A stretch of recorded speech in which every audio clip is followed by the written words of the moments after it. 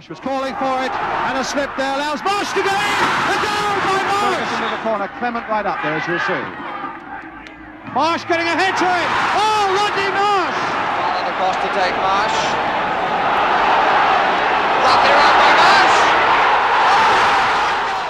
He didn't follow shapes, he bent them. He didn't pass where the coach pointed. He passed where only vision could reach. Rodney Marsh was never meant for obedience, not in football, not in life. While others kept the line, he cut angles. While others played the system, he played the silence between the notes. He dribbled like he was painting, spoke like no one could silence him, moved like joy had a direction, and when they asked him to behave, he backheeled their expectations and nutmegged their traditions. He made fans rise, managers frown, and defenders dizzy. They called him arrogant. They called him undisciplined. But ask anyone who watched him at QPR at Main Road under the Florida sun, and they'll tell you he wasn't built for safety. He was built to awaken something. Not everyone understood him. That was never the point. If you believe football should make you feel, not just follow, subscribe now. Because Marsh didn't play for applause. He played because silence was unbearable. Rodney William Marsh. Born 11th October 1944. Hatfield by record, Stoke Newington by soul. The streets were louder than the flat. The flat was tighter than the air. His mother, Lillian, held the home together. His father, William, cracked it with presence. Rodney slept on the floor in the corner of the room, until he was old enough to wonder why silence felt like warning.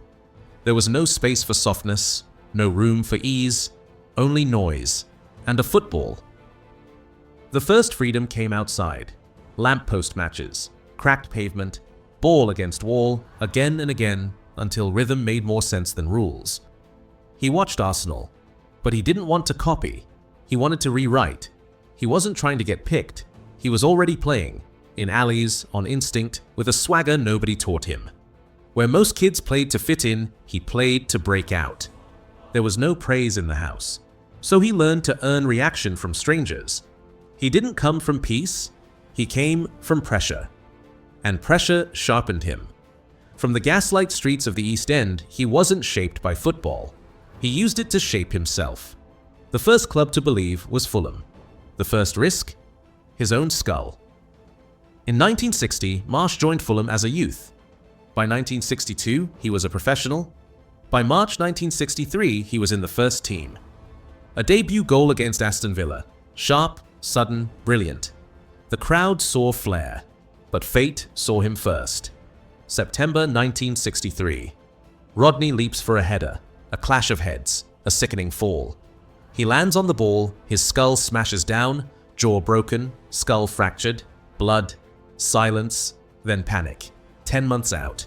Hearing loss in his left ear, permanent. Doctors said balance might never return. Some said he'd never play again. Rodney said nothing.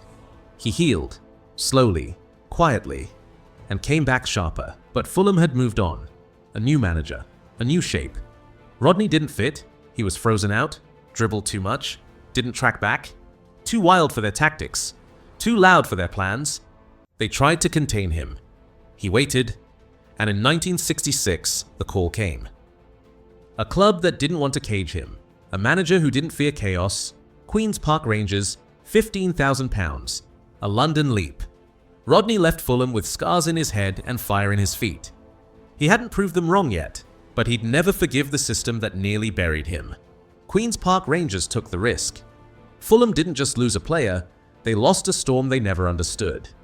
At QPR, he was unleashed. No system, no leash, just rhythm, chaos, genius. He scored goals that made defenders quit. Back heels in traffic, chips from angles that didn't exist. He made football look improvised, because for him, it was. The crowd didn't watch him.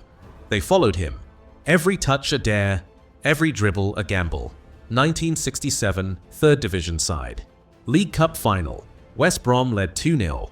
Then Marsh stepped in. One goal, one masterclass, one comeback.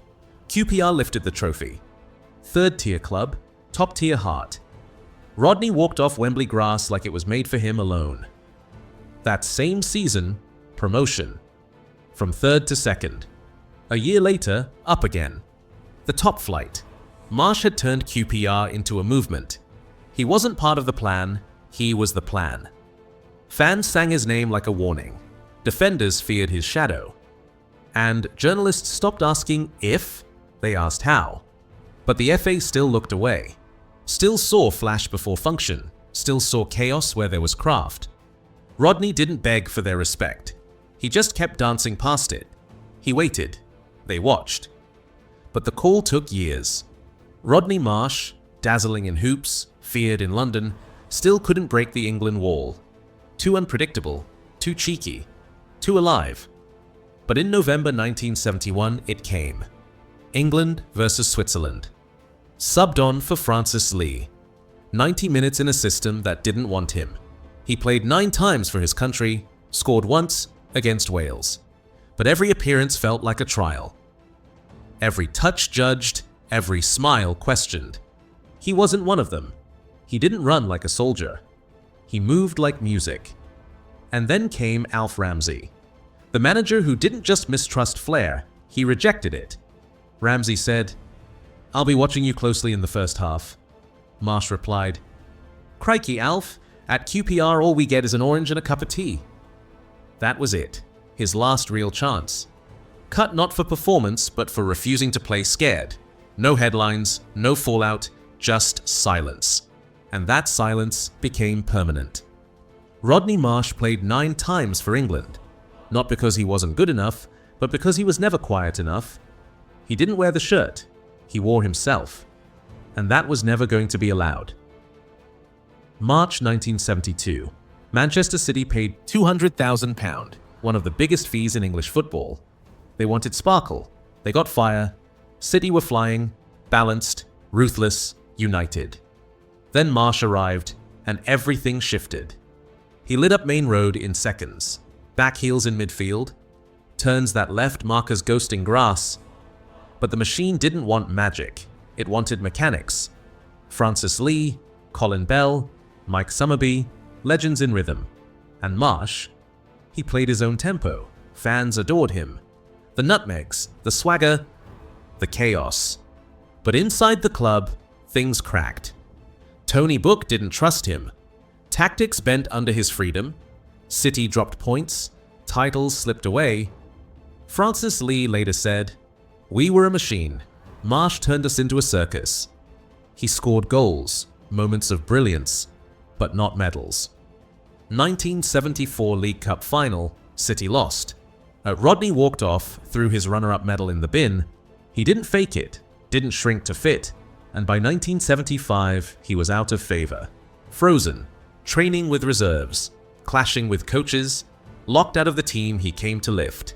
Manchester City didn't kill his career, but it taught him this: not every club that buys you wants you.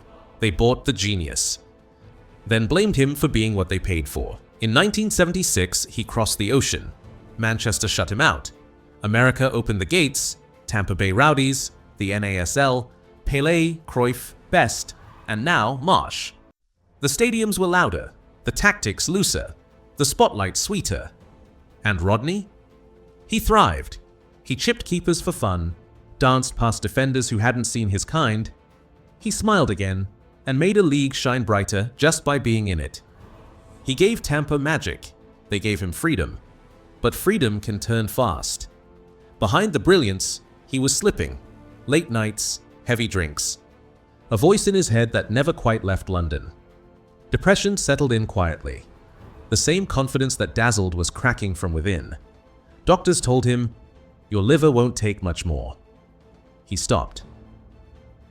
But the damage, to trust, to rhythm, to himself, was already done. By 1979, it ended badly. A substitution. 10 minutes left. Rodney walked off, furious, and never returned. No grand send-off, just silence. Tampa loved him, but couldn't carry his fire forever. He left with goals, fans, headlines, and a weight even the Florida sun couldn't melt. He left the pitch, but he never left the spotlight. Rodney Marsh didn't fade into silence. He simply changed the arena. First came Sky Sports, Soccer Saturday. A decade behind the desk, but no script could hold him. He didn't analyze games. He exposed them, didn't praise players. He called them out. And fans, they loved it. Not because he was always right, but because he was never fake. Then came January 2005. A bad joke, live on air. A line about Beckham and the tsunami. Sacked. 11 years undone in 11 seconds. Marsh apologized. But the industry didn't forgive. He moved to TalkSport, same voice, same edge, more controversy. Another line crossed, another door closed. He didn't change. That was the problem. And the point. Where most rebrand to stay relevant, Rodney doubled down. Reality TV, radio, guest spots. He stayed loud, stayed unfiltered, stayed Rodney. To some, he was arrogant. To others, just honest before it was marketable. But either way, you never wondered what he meant. He walked into media the same way he walked into defenses, head up, chest out, and ready to take the hit. He didn't follow the script, he set it on fire. Rodney Marsh played like rules were background noise. The game moved past him, but it never replaced him. 505 league games, 218 goals, and no one ever copied him right. At QPR, he lit the crowd like a fuse. At City, he made structure shake. In Tampa, he brought showmanship before the league had a word for it. He shared space with Bobby Moore, shared nights with George Best. He told it straight. We're in Tramp. Me, Bestie, Bobby Moore. Bestie thinks someone insulted his wife. He dinks him one. They weren't playing football. They were football. Tony Gale said it clear. Bobby Moore was footballing royalty. Rodney Marsh was a footballing maverick. George Best was a footballing genius. Rodney didn't want to be loved. He wanted to be felt. He married Jean in 1967, raised his son Jonathan in Tampa, built a business, kept the fire, but made space for peace. In 2024, the North Carolina Soccer Hall of Fame honored him. That's the only institution that ever did. He's 80 now. Still sharp, still speaking, still Rodney. He didn't fit the frame. He didn't want to. And that's why we remember him. Subscribe. Because Marsh didn't chase legacy, he left it behind with no apology,